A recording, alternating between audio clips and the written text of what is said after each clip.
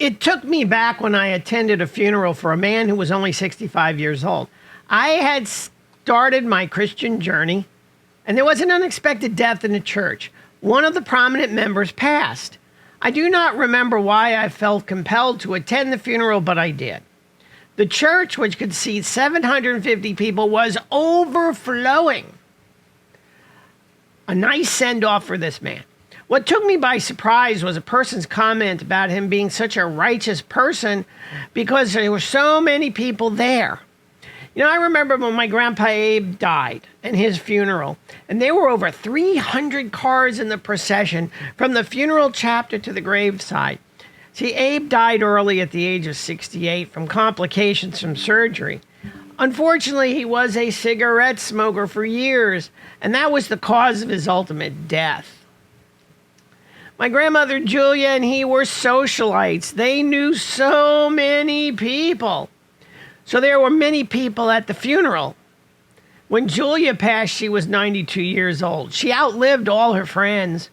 She was an only child of an only child of an only child. Therefore, there was no one on her side of the family that attended the funeral. It was a tiny group of people there. Her daughter and the few grandchildren. Abe was a good man, and Julia was a wonderful, wonderful woman. To attribute either of their righteousness to the number of people who attended their funerals is incorrect. Both were righteous. What's important to remember is that they lived a good life. They were wonderful, caring people. And how one lives one's life is what's important. Now, in my 25 years of pastoral ministry, I've done several funerals. Some had a huge attendance while others did not. The number of people at the funeral had nothing to do with the person's righteousness. Now let's turn to the gospel story. Jesus was a young man. He believed he was 33 years, we believe, I should say, he was 33 years old when he died. If all his followers came to Jerusalem for the funeral, it would have caused complete chaos in the already full city, as he knew many, many people. I mean, think about it. What aspect of Jesus' life do we get the lessons from? It is the narratives about what Jesus said and what he did in his life that influence us today the most. Surely we remember his death with a day called Good Friday. In my ministry experience, it is a very poorly attended worship service, one of probably the lowest. Sure, people don't want to think about Jesus' horrible death. They like Easter morning with all the celebrations.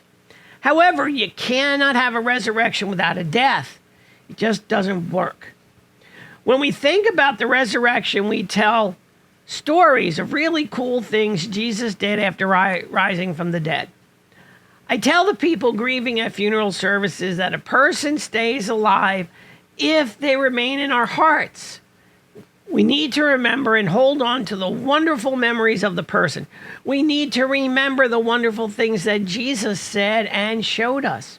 If we do this, then Jesus is alive in us. We should follow his way of living to show our gratitude for him and his life.